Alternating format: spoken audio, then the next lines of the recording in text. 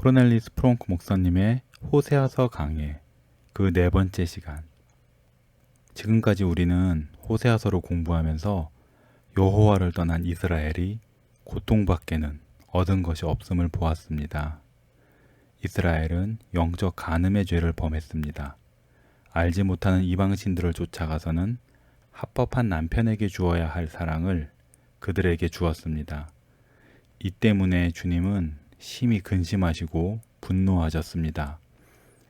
하지만 하나님께서는 이스라엘과 이혼하고 그를 내버리셔서 그의 죄악되고 어리석은 길을 공의롭게 심판하실 수 있는데도 그렇게 하지 않으시고 그를 되찾아 오시기 위해 할 수 있는 모든 일을 다 하셨습니다. 하나님은 먼저 가시덤불로 이스라엘의 앞길을 막으셨습니다. 훈계와 매로 다루신 것입니다. 그러자 이스라엘이 회개했습니까? 아직은 아닙니다. 나쁜 짓을 하기로 단단히 마음먹은 여호와의 신부는 무엇으로도 막을 수 없어 보였습니다. 여호와는 그를 다루는 방식을 바꾸었습니다.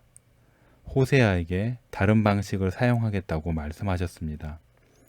엄한 방법으로는 이스라엘로 무릎 꿇게 하지 못하자 여호와께서는 부드러운 설득의 방법을 쓰시기로 하셨습니다.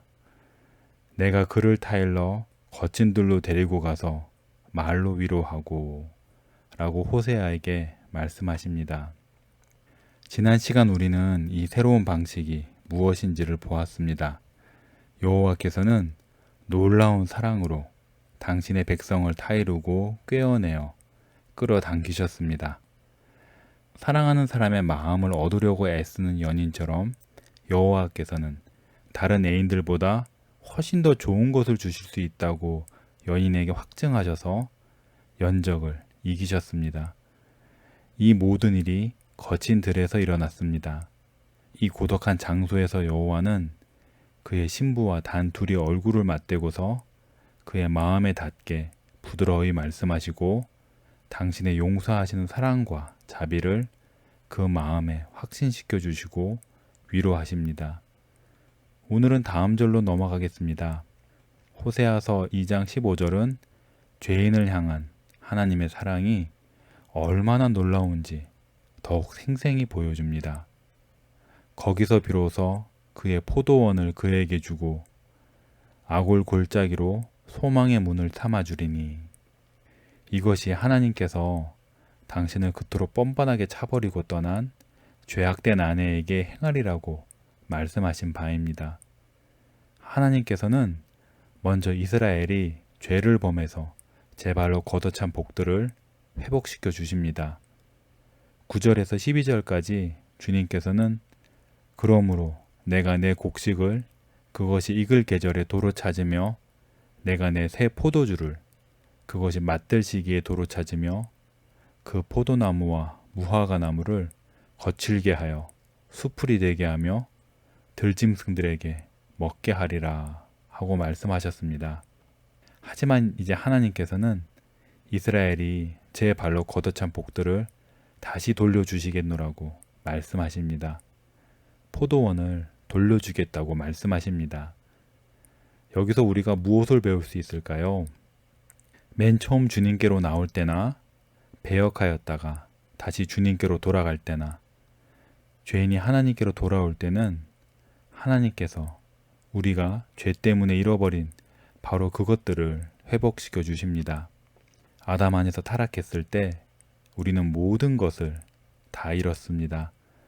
우리의 의로움과 행복을 잃어버렸습니다. 하지만 둘째 아담 안에서 우리는 이 모든 것들을 도로 찾을 뿐 아니라 더 많은 것을 하나님께 받습니다. 첫 아담은 의로운 상태에 있을 때에도 가진 것을 잃어버리는 일이 가능했고 실제로 자신과 우리 모두의 것을 잃어버렸습니다. 하지만 둘째 아담이신 그리스도는 우리를 대신해서 복들을 얻어내셨을 뿐 아니라 이 복이 영원토록 우리의 것이 되게 하셨습니다. 하나님께서는 아담 안에서 우리에게 처음 주셨던 것보다 훨씬 많은 것을 그리스도 안에서 우리에게 주십니다. 이 사실이 우리가 오늘 보는 본문에 잘 그려져 있습니다. 주님께서 당신 백성에게 좋은 것을 넘치게 주시겠다고 약속하십니다. 포도원이 바로 이 좋은 것들을 상징합니다. 거기서 비로소 그의 포도원을 그에게 주고, 한때 주님께서는 이스라엘에게서 모든 것을 취해 가셨습니다. 곡식과 포도주와 양털과 삶, 즉 삶의 모든 필수품을 취해 가셨습니다. 하지만 이제 당신의 신실하지 못한 아내를 타이르시고 꿰어내시고 또 그 마음에 닿게 말씀하신 뒤에는 곡식과 다른 생필품뿐 아니라 포도원까지 주시겠다고 약속하십니다. 칼빈이 말했듯 하나님께서 당신 백성과 화목하실 때에는 꼭 필요한 것뿐 아니라 풍요의 기쁨까지 주십니다. 우리가 관계 맺는 하나님은 이런 분이십니다. 자비로우시고 은혜로우시며 인애가 풍성하신 하나님이십니다. 하나님을 이런 분으로 알고 계십니까? 하나님께서 이스라엘에게 하셨듯 그대 마음에도 닿게 부드러이 말씀하셨습니까? 그대가 신실하지 않아도 하나님께서는 그대에게 변함없이 신실하시고 그대와 사랑의 관계를 맺기를 원하신다면서 그대의 마음을 설득하셨습니까? 그대는 복을 하나하나 회복시켜 주시는 하나님의 손길이 놀랍도록 경이로워서 마음이 녹은 적이 있습니까? 거기서 비로소 그의 포도원을 그에게 주고 아골 골짜기로 소망의 문을 삼아주리니. 왜 여기서 하나님께서는 아골 골짜기를 언급하실까요? 이 골짜기가 이스라엘에게 상징적인 의미가 있기 때문입니다. 구약에서 아골 골짜기는 3번 언급됩니다. 맨 처음은 여호수아 7장에서 아간과 그의 죄와 관련해서 나옵니다.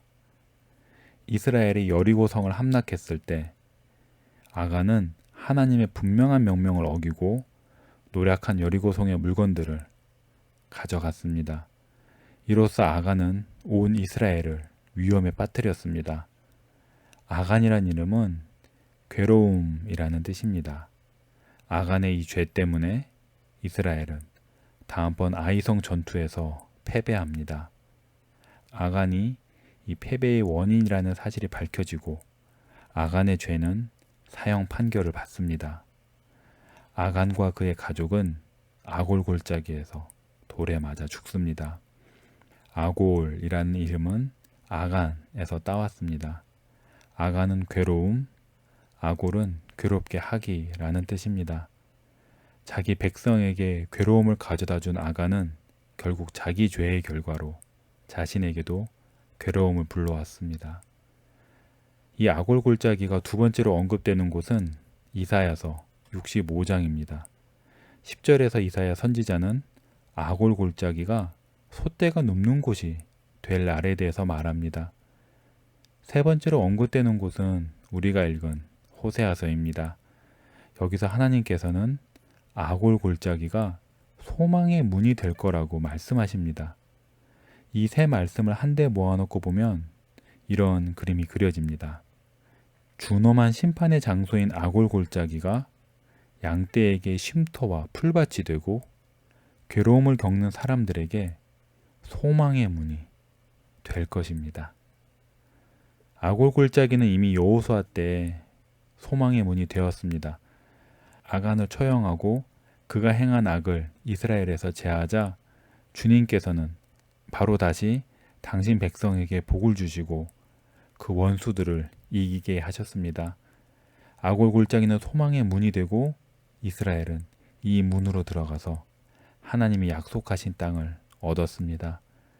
사실 아이성에서 패배했을 때 이스라엘 백성은 소망을 내려놓았습니다. 지도자 여호수아마저도 주 여호와여 어찌하여 이 백성을 인도하여 요단을 건너게 하시고 우리를 아모리 사람의 손에 넘겨 멸망시키려 하셨나이까.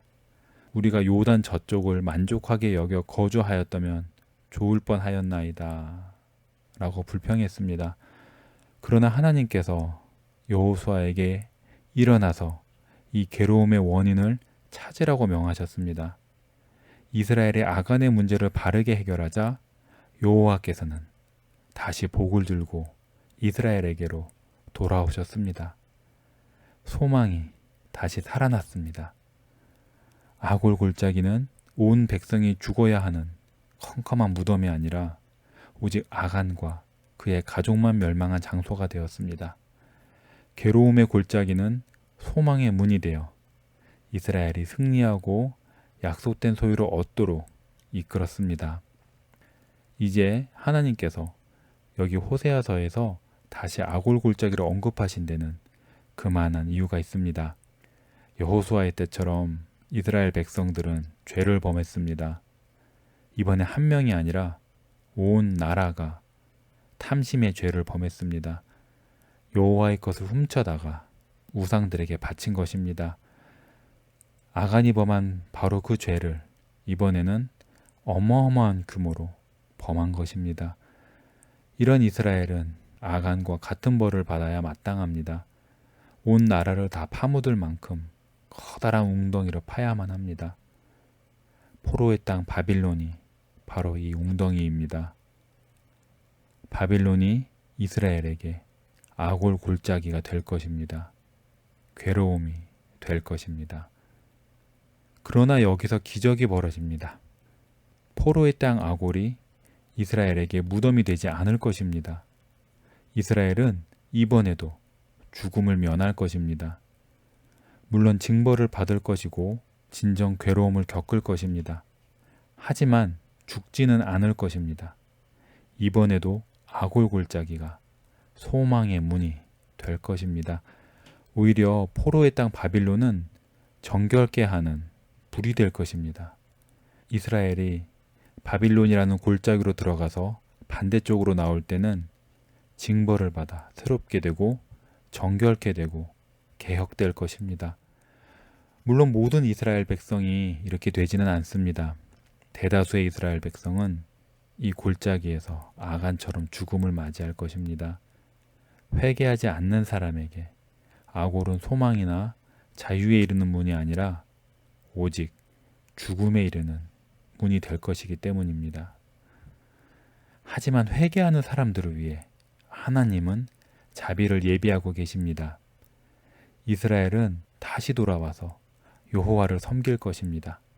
모든 우상을 버리고 오직 참되신 한 분 하나님만을 섬길 것입니다.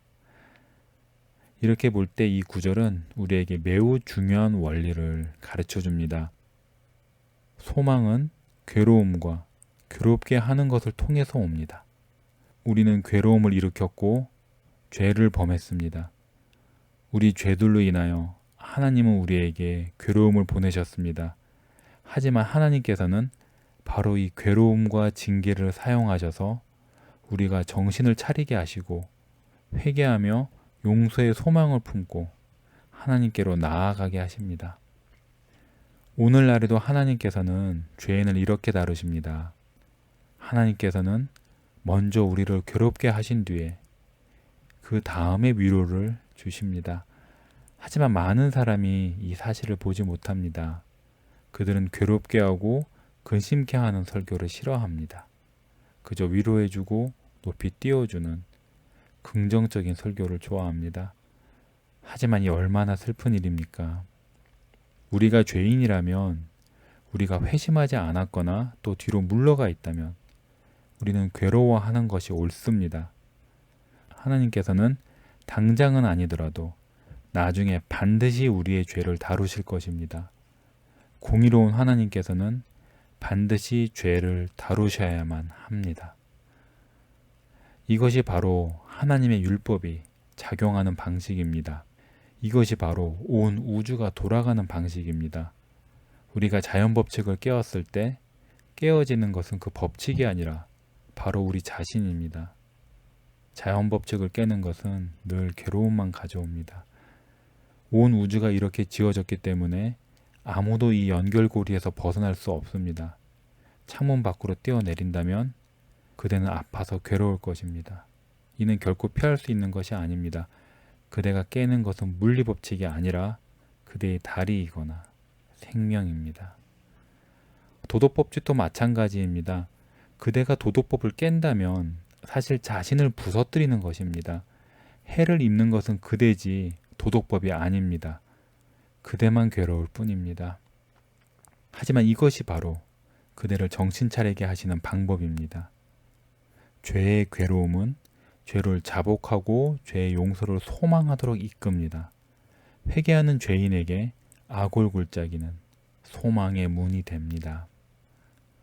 그러므로 괴로움을 통해서 우리가 하나님을 거스려 범죄했다는 그런 아픔을 느끼고 우리가 처한 위험을 보면서 하나님의 용서와 돌이켜 주심이 필요하다는 사실에 눈뜨는 것이 얼마나 큰 복입니까?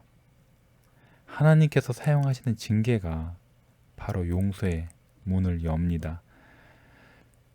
하지만 이 소망의 문이 열린 것을 그저 바라보는 것만으로는 충분하지 않습니다. 우리는 반드시 그 문으로 들어가야 합니다. 회개란 단지 죄를 후회하는 것이 아니라 하나님의 자비에 소망을 두는 것입니다. 회개는 하나님께서 그리스도 때문에 우리를 받아주실 것이라고 설득되는 것입니다. 이것이 또한 믿음입니다. 믿음과 회개는 동전의 양면과 같습니다. 하나님께서 우리의 죄를 기꺼이 용서해 주시려 하신다는 사실을 믿는 일은 때로는 아주 어렵습니다.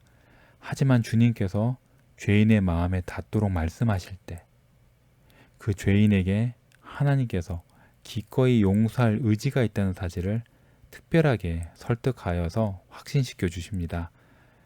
그러니 이스라엘이 노래한 것은 놀랄 일이 아닙니다. 15절 후반은 그가 거기서 응대하기를 어렸을 때와 애굽 땅에서 올라오던 날과 같이 하리라 하고 말씀하셨습니다. 이스라엘은 주님의 용서하시는 사랑을 맛보는 날에 첫사랑의 때처럼 노래를 부를 것입니다. 이 모든 것이 얼마나 놀랐습니까? 죄 때문에 우리가 오직 괴로움만을 겪어야 마땅한데도 주님께서는 우리를 위하여 소망의 문을 여십니다. 하나님께서 어떻게 이렇게 하실 수 있을까요? 어떻게 심판의 장소인 아골이 소망의 문이 될 수 있을까요? 답은 바로 예수 그리스도입니다. 그리스도께서 우리의 괴로움을 대신 짊어지셨습니다. 예수님께서 겟세마네 동산에 가까이 가시며 하신 말씀을 기억하십시오. 지금 내 마음이 괴로우니 무슨 말을 하리요? 아버지여, 나를 구원하여 이때를 면하게 하여 주옵소서. 그러나 내가 이를 위하여 이때에 왔나이다. 라고 예수님께서 말씀하셨습니다. 왜 예수님의 마음이 괴로우셨을까요? 바로 우리의 죄 때문입니다. 우리가 위로를 얻고 소망의 길로 걷게 하시기 위해서 성부께서는 아들 예수님을 괴롭게 하셨습니다. 이것이 바로 예수님께서 당신의 제자들에게 그리고 우리에게 너희는 마음에 근심하지 말라. 하나님을 믿으니 또 나를 믿으라 하고 말씀하시는 이유입니다. 그러므로 괴로움을 당하는 영혼이 자기가 죄라는 광야에서 영원히 멸망받아 마땅함을 알고 자기가 거스려 죄를 범한 바로 그 하나님께로 돌아와 자비를 간청한다면 그가 누구든지 상관없이 그리스도는 그에게 소망의 문이십니다. 이 문이 얼마나 크냐고요? 가장 큰 죄인도 들어갈 만큼 큽니다. 하지만 자신의 것은 다 내려놓은 사람, 즉 자기의 일을 모두 벗어놓은 사람만이 들어갈 수 있을 만큼 구원의 문은 또 작습니다. 자기 의로움을 내려놓는 것만이 소망의 문으로 들어가는 유일한 방법입니다. 저희 손에 아무것도 가져오지 않고 오직 주의 십자가만 붙듭니다.